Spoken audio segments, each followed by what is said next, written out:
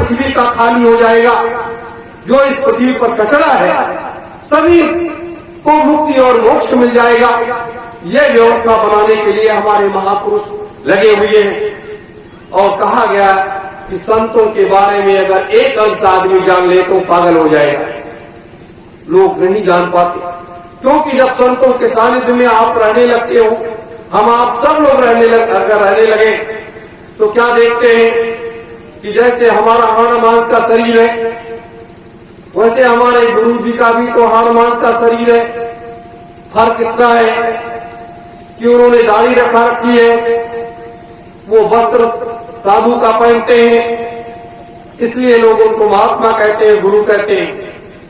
लेकिन हम और धीरे धीरे वो उनको एक इंसान के रूप में जानने लगते हैं। और जब इंसान के रूप में जानने लगते तो वही लोगों को मतभेद हो जाता है। और लोग गुरु के द्वारा बताया हुआ सुमिरन ध्यान भजन वो मात्र एक फॉर्मेलिटी अदा करते हैं। और उसी में जब शक्ति विहीन, शक्ति रहती नहीं लोगों के अंदर, तो तीन चीजें सताने लगती हैं कि देखा ये तो अपार वैभव, गुरु का आश्रम तो अपार वैभव से भरा हुआ है, अपार धन संपदा भी है, सारी व्यवस्था है। लोग उसमें लग गए कि अब तो ये व्यवस्था मुझे मिलनी चाहिए, चाहे जैसे मिलनी चाहिए, चाहे जैसे भी हो। इस तरीके से तमाम बड़े बड़े संतों का लोगों ने कमरे में बंद कर दिया और उसमें आग लगा दी और उनको जला करके खाक कर दिया। लोगों ने अपने गुरु को जहर दे दिया, लोगों ने उनके सर को काट करके अलग कर दिया। इस तरीके से लोगों ने बड़े बड़े संतों के साथ ऐसा भी अत्याचार किया। मेरे धर्म प्रेमी गुरु भाई बहनों, तो ये मृतलोक, इसलिए कभी भी महात्माओं को उस तरीके से नहीं आकलन करना चाहिए। अपने गुरु को कभी भी ऐसा आकलन नहीं करना चाहिए, क्योंकि गुरु के पास जो असीम पावर होती है, उनके पास तो रोम रोम में पावर होती है, रोम रोम में सारी शक्तियां होती हैं। क्योंकि कहा गया है कि जो समय के सच्चे सद्गुरु होते हैं, हजारों ब्रह्मा, हजारों विष्णु, हजारों महेश रोज सुबह शाम साष्टांग प्रणाम करते हैं, उनके चरणों में लौट जाते हैं। और महात्माओं के राज रहस्य को परमात्मा भी नहीं जानता है, महात्माओं के राज रहस्य को परमात्मा भी नहीं जानता है। मेरे धर्म प्रेमी गुरु भाई बहनों, इसलिए आप सबों से मेरी प्रार्थना है कि आप सब लोग एक नेक, एक अच्छा इंसान बन जाओ, खान पान अपना सुधार लो, सही मार्ग पर चलो, किसी भी संत महात्मा के सानिध्य में चले जाओ, कहीं भी दीक्षा ले लो, कहीं भी नामदान ले लो। अगर ले रखे हैं तो उस नियमों का पालन करो। सोहम सोहम सोहम सोहम, ये जाप 24 घंटे चलता रहता है। तो ये पाप से बोझिल ये पृथ्वी मां, ये उन महात्माओं के तपोबल से रुकी हुई है, नहीं तो अब तक ये रसातल में चली जाती, रसातल में चली जाती। सब पूरा मृतलोक ही जलमग्न हो जाता, कुछ नहीं बचता। तो 3 लाख सद्गुरु जो इस पृथ्वी के अंदर बैठे हुए हैं, और एक एक कोष पर एक एक सती, और एक एक महात्मा एक एक कोष पर बैठे हुए हैं। वो गृहस्थ आश्रम में भी रहकर के, जिनका न कोई वेश है, न कोई उनको जानता है, तब ये पृथ्वी बची हुई है। और उसके बाद महात्माओं का सानिध्य, और ये जो सिद्धाश्रम ज्ञानगंज में ये महाशक्तियां, महापुरुष ये बैठे हुए, इनके तपोबल का था ही नहीं है। ये तो सारी व्यवस्था को बदल सकते हैं एक झटके में, इनके पास इतनी शक्ति है, इतनी ताकत है, इतना वो है कि एक सेकंड में ही चाहे तो संसार को जला करके खाक कर दे, और संसार में चाहे तो इन पापियों का सफाया कर दे, जो चाहे सो कर सकते हैं, लेकिन इतिहास नहीं बनता, धर्म ग्रंथ नहीं बनते। आज धर्म ग्रंथ अगर न बने होते, हमारे पूर्वजों के बारे में अपने को जानकारियां न हुई होती, तो हम आप जैसे रामायण, गीता, वेद, पुराण, उपनिषद ये सब क्यों पूछते हैं? क्योंकि हमें ये मार्ग देते हैं, हमें ये रास्ता दिखाते हैं, ये ज्ञान और विज्ञान, धर्म और अधर्म की व्याख्या करते हैं, धर्म और अध्यात्म का एक मार्ग दिखाते हैं। ये हमारी संस्कृति का एक अभिप्राय है, इसीलिए हम इनकी पूजा करते हैं, इसीलिए अपने सनातन हिंदू धर्म के इन ग्रंथों की पूजा करते हैं, इनके आगे साष्टांग लेट जाते हैं। मेरे धर्म प्रेमी गुरु भाई बहनों, मैं आपको इस धर्म के क्षेत्र में इसलिए बता रहा हूं कि आज जरूरत इन्हीं सब चीजों की है। हमें सच्चे मार्ग की जरूरत है, और भटकाव भी तमाम तरीके से भटकाव भी है, क्योंकि इस मतलोक में हर जगह जगह पर कालनेम के तरीके से लोग बैठे हुए हैं, जगह जगह लोग कालनेम के तरीके से बैठे हुए हैं, और वो इन महापुरुषों के उस परमात्मा के कार्य में बाधा डालने का हर संभव प्रयास करते हैं। लेकिन वो परमात्मा जो है बहुत चतुर और चालाक है। वो हर व्याधियों को काटता हुआ वो अपने कार्यों की पूर्ण करने के लिए अपने लक्ष्य पथ की तरफ आगे बढ़ता जाता है। राम भी बड़े, कृष्ण भी बड़े, सब लोग, बुद्ध भी बड़े, कबीर भी बड़े, नानक साहब, पलटू साहब, जितने भी थे सब बड़े अपने अपने हिसाब से। तो ये चाहे जितना भी व्याधियां आती हैं, ये तो आनी आवश्यक। अगर देवता और दानव नहीं होते तो लड़ाई किससे होती? आज कहा गया कि 33 करोड़ देवता इस पृथ्वी पर मौजूद रहते हैं, तो 33 करोड़ देवता जब होंगे तो राक्षस भी थे उससे 4 गुना होंगे। तो राक्षस किसे कहा जाता है? जो व्यक्ति शराब पीता है, जो व्यक्ति मांस खाता है, उसे राक्षस कहा जाता है। जो व्यक्ति गलत काम करे, गलत आचरण करे, लोगों को पताड़ न दे, मारे पीटे, लोगों को परेशान करे, उसे राक्षस कहा जाता है।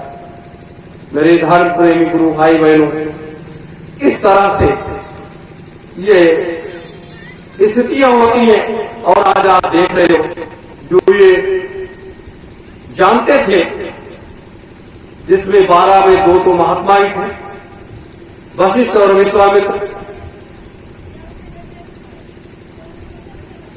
और एक उनकी माता जी ही थी, माता कैकेयी, जो ये जानते थे कि ये परमात्मा है और इस सृष्टि पर जो कचरा हो गया है उसको सफाया करने के लिए आए हैं।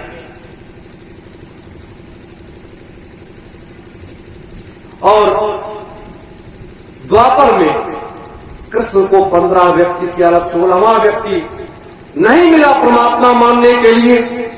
इतना सब कुछ करने के बाद अर्जुन को विराट रूप दिखा दिया युद्ध के मैदान में।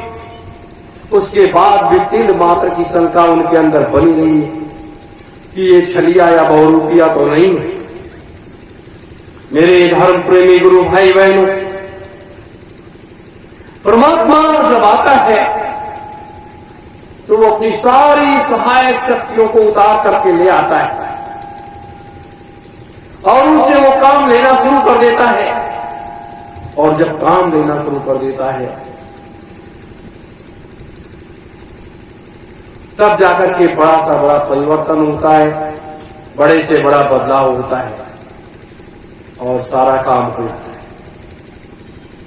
तो आप लोग जब अपने घरों पर जाओगे तो आप अपने घरों पर सुबह शाम का एक नियम बना लीजिए कि जो लोग किसी भी संत महात्मा से नामदान ले रखे वो लोग तो उसी हिसाब से उनके अपने गुरु के बताए हिसाब से ही अपना सुमिरन ध्यान भजन करेंगे। अगर नहीं ले रखे हैं तो इस कलयुग का एक सबसे बड़ा महामंत्र है सत्य ओम जय गुरुदेवाय नमः। सुबह अपना स्नान ध्यान करके आप बैठ जाइए, ऐसे बायां हाथ पीछे कर लीजिए, दाहिना हाथ ऊपर कर लीजिए, दोनों अंगूठों को ऐसे मिला लीजिए और अंतर मन में न करके थोड़ा ये आवाज वायुमंडल में गूंजे, सत्योम जय गुरुदेवाय नमः, सत्योम जय गुरुदेवाय नमः। तो इस तरीके से इस आवाज ये जो इस महामंत्र का आप उच्चारण करिए, आपके घर में सुख शांति आएगी, आपके घर में अमन चैन आएगा, आपके घर में सारी दुख तकलीफें दूर होंगी, आपके घर में जो आर्थिक समस्याएं हैं वो भी इससे दूर हो जाएगी, तमाम मुसीबत परेशानियां दूर करेगा। तो ये बहुत सरल और साधारण जो अपने गुरुदेव ने दिया, इसे ले जाकर के हीरे मोती के तरीके से बिखेर दो। तो ये चीज आप लोग सुबह शाम जरूर करिए, सोते जागते उठते बैठते भी कर सकते हैं। और एक तीसरा नेत्र जिसे हम शिव नेत्र कहते हैं, थर्ड आई कहते हैं, इस नेत्र से हम क्या देखें, लेकिन ये कैसे खुलेगा? जब आप अपने गुरु के बताए हुए मार्ग पर चलोगे, उस हिसाब से सुमिरन ध्यान भजन करोगे, तो ये खुल सकता है। और जब ये खुल जाए तो आप सब कुछ देख सकते हो, भूत भविष्य वर्तमान के ज्ञाता बन सकते हो। आप दूसरे के सुख दुख तकलीफों को आप दूर कर सकते हो, सारी चीजें। और ये हमारा आप सबका प्रयास होना चाहिए कि हम लोग जो है ये तीसरे नेत्र को खोले जरूर। तीसरा नेत्र एक ऐसी विधा है, एक ऐसी व्यवस्था है, जैसे ये मंदिर, ये तो ब्रह्मांड है और ये मंदिर जिसे हम हार्ट है, यहाँ पर इसके अंतर में एक मंदिर बना हुआ है। इसमें एक जीता जागता देवता बैठा हुआ है, जीता जागता देवता बैठा हुआ है। और इस दरवाजे को अगर खोल ले जाए तो पूछना ही क्या है, पूछना है। लेकिन हम इसे नहीं खोल पाते हैं, क्योंकि हम सुमिरन ध्यान भजन उस तरीके से करते नहीं, मंत्रों का वो करते नहीं, इसके लिए भी प्रयास हो। और ये हमारी देवियों के लिए, हमारी बच्चियों के लिए, अगर वो 1 घंटे सुबह 1 घंटे शाम, 1 घंटे सुबह 1 घंटे शाम हमारी बच्चियां, हमारी देवियां, हमारी माताएं बहनें 1 घंटे सुबह शाम ज्योति जला करके और स्वच्छ कपड़ा पहन करके स्नान करके और साफ सुथरे जगह में बैठ जाएं वो साधना करने के लिए। अगर आपने कोई नाम दान नहीं लिया, यही करिए साधना और बैठ जाइए और देखिए, क्योंकि ये मंदिर का जो दरवाजा है, दोनों दरवाजे वो हमारे माताओं बहनों के वक्ष स्थल से जुड़े हुए हैं। और जब वो 1 घंटे सुबह 1 घंटे शाम करने लगेगी तो 1 महीने के अंदर उनका ये दरवाजा खुल जाएगा और इसमें बैठा हुआ देवता का दर्शन हो जाएगा, जिसे हम परमात्मा कहते हैं। जैसे ये घाटी है अपना, ये घाटी है, यहाँ पर कहा गया कि परमात्मा बैठ करके हमारे जूठन को बदलता है। कहा गया है कि यहाँ बैठ करके परमात्मा हमारे जूठन को बदलता है। यहाँ 24 घंटे एक जाप होती है, सोहम सोहम सोहम सोहम सोहम सोहम। इस तरीके से एक जाप होता है, यहाँ 24 घंटे ये चलता रहता है। परमात्मा हमारे जूठन को बदलता है और जिस दिन ये जाप बंद हो जाता है उस दिन मनुष्य की जीवात्मा अपने घर को चली जाती है। इसीलिए कहा गया है कि हमारे महात्माओं ने कहा है, बार बार ये संभव प्रयास किया है तो परमात्मा आपको माफ कभी नहीं करेगा, परमात्मा आपको कभी माफ नहीं करेगा। तो इसलिए कभी भी शराब और मांस का सेवन नहीं करना चाहिए। अगर आप गुटखा खाते हो, तंबाकू खाते हो, बीड़ी सिगरेट पीते हो, तो भी इसे बंद कर देना। बहुत से लोग कहते हैं हमारा साधन भजन नहीं बनता, तो मैं तो उनसे यही कहता हूं कि ये बुराई को छोड़ दीजिए और जैसा मैं बता रहा हूं वैसा बैठिए आप साधना पर, या मेरे साथ आइए नैमिष में मेरे साथ बैठ जाइए और आपकी साधना मैं कराता हूं, आपको उन लोगों की सैर मैं कराता हूं और आपको वहां लेकर के चलता हूं मेरे धर्म प्रेमी गुरु भाई बहनों। लेकिन इन बुराइयों को छोड़ना पड़ेगा और जब ये बुराइयां छोड़ दोगे तभी आपका कल्याण होगा।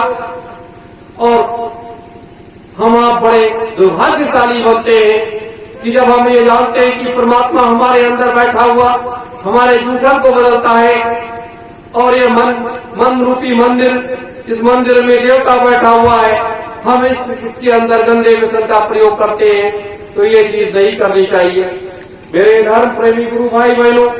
तो ऐसी स्थिति में, ऐसे समय में हमें आप सबको बहुत सतर्क और सावधान रहना चाहिए। इन बुराइयों को अपने लोगों को छोड़ देना चाहिए।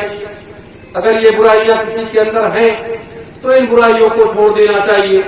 हम आपको तो समझा सकते हैं, बता सकते हैं, शेष तो मानना न मानना या आपका काम है, लेकिन मेरा ये कहना है कि जरूर मेरी बात पर गौर करो, आप लोग मानो जरूर। ये कुछ बातें थी मैंने आपसे कही है।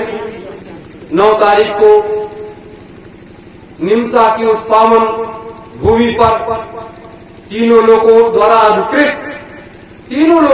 अधिकृत उस भूमि पर प्रत्येक पूर्णिमासी के दिन हवन का कार्यक्रम होता है, एक आध्यात्मिक सत्संग होता है।